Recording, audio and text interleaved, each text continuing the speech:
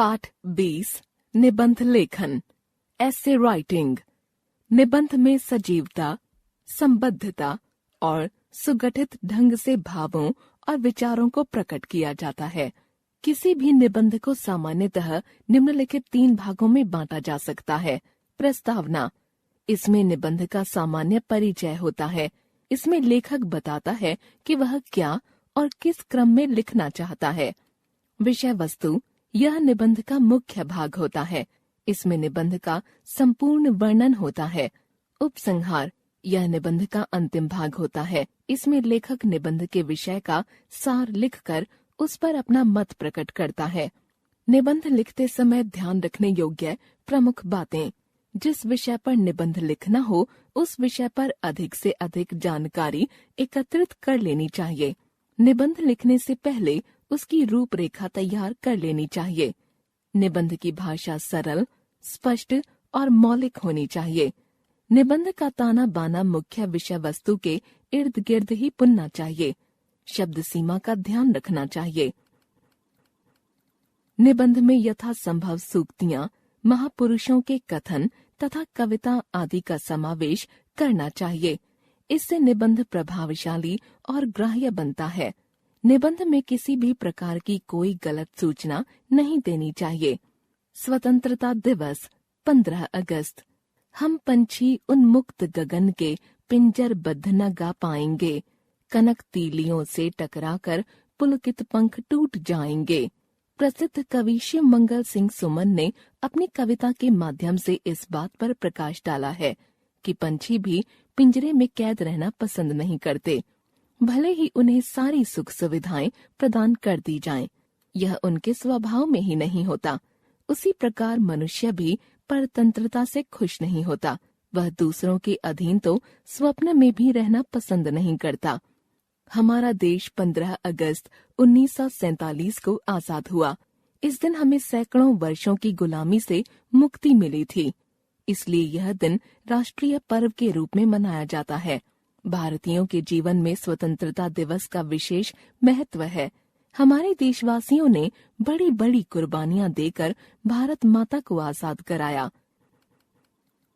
देश को स्वतंत्र कराने का एक बड़ा प्रयास 1857 में किया गया था, जिसमें मंगल पांडे, झांसी की रानी, तात्या टोपे, कुंवर सिंह एवं नाना साहब आदि वीरों ने योगदान दिया था।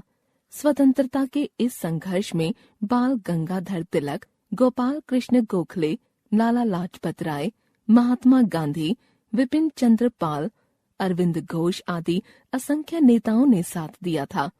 भगत सिंह, सुखदेव, राजगुरु, चंद्रशेखर आजाद, बटुकेश्वर दत्त और अशफाकुल्ला आदि देशभक्तों ने तो स्वतंत्रता प्राप्ति के लिए हंसते हंसते अपने प्राणों की आहुति दे दी।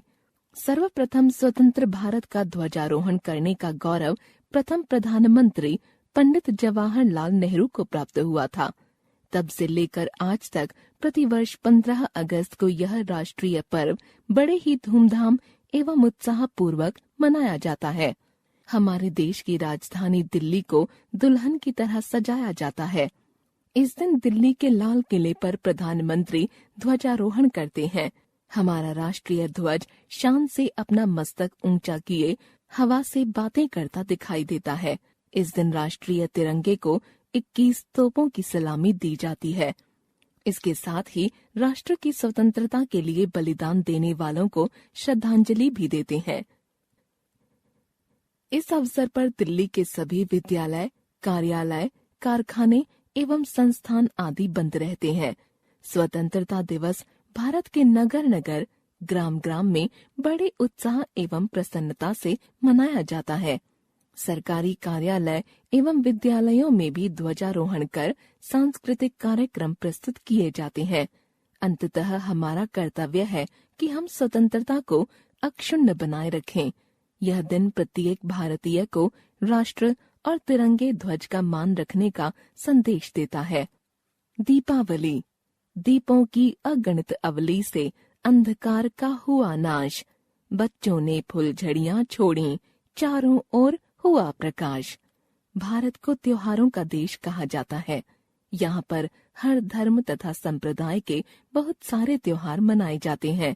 ये त्योहार हर्ष और उल्लास के प्रतीक होते हैं। दीपावली भारत का एक प्रमुख त्योहार है। दीपावली से अभिप्राय है दीपों की अवली या पंक्ति। यह पर्व प्रत्येक वर्ष कार्तिक मास की अमावस्या को मनाया जाता है। दीपावली की रात को लोग दीपक जलाते हैं तथा सारे घर को प्रकाशमान रखते हैं। इस दिन भगवान श्री राम रावण वध करके 14 वर्ष के बाद वापस अयोध्या लौटे थे। अयोध्या वासियों ने उनके आने की खुशी में अपने घरों को दीपकों से प्रकाशमान किया था। जैनों के 24वें और अंतिम तीर्थंकर महावीर स्वामी तथा आर्य समाज के संस्थापक स्वामी दयानंद सरस्वती ने भी इसी दिन निर्वाण प्राप्त किया था। दीपावली से 2 दिन पूर्व धनतेरस मनाई जाती है। इस दिन लोग नए बर्तन खरीदना शुभ मानते हैं। दूसरे दिन छोटी दीपावली मनाई जाती है। भगवान श्री कृष्ण ने इसी दिन नरकासुर का वध किया था। फिर तीसरे दिन दीपावली मनाई जाती है। रात्रि में निश्चित समय पर लक्ष्मी गणेश का पूजन किया जाता है। चौथे दिन गोवर्धन पर्वत की पूजा की जाती है। इसी दिन भगवान श्री कृष्ण ने गोवर्धन पर्वत को उठाकर ब्रजवासियों की रक्षा की थी। दीपावली का त्योहार वर्षा ऋतु के बाद आता है। इस अवसर पर लोग अपने घरों में साफ सफाई तथा रंग पुताई करते हैं। रात्रि में दीपावली की शोभा देखते ही बनती है। बाजारों में खूब चहल पहल होती है। चारों ओर मोमबत्तियों, दीपों और बल्बों के प्रकाश की जगमग होती है। लोग अपने मित्रों और सगे संबंधियों के घर मिठाइयाँ तथा अन्य उपहार भेजते हैं। बच्चे बड़े सभी आतिशबाजी का आनंद लेते हैं। दीपावली का त्योहार बुराई पर अच्छाई की जीत का प्रतीक है। यह हमें प्रेम, सौहार्द एवं सद्भाव का संदेश देता है। इसे हमें मिलजुल कर मनाना चाहिए।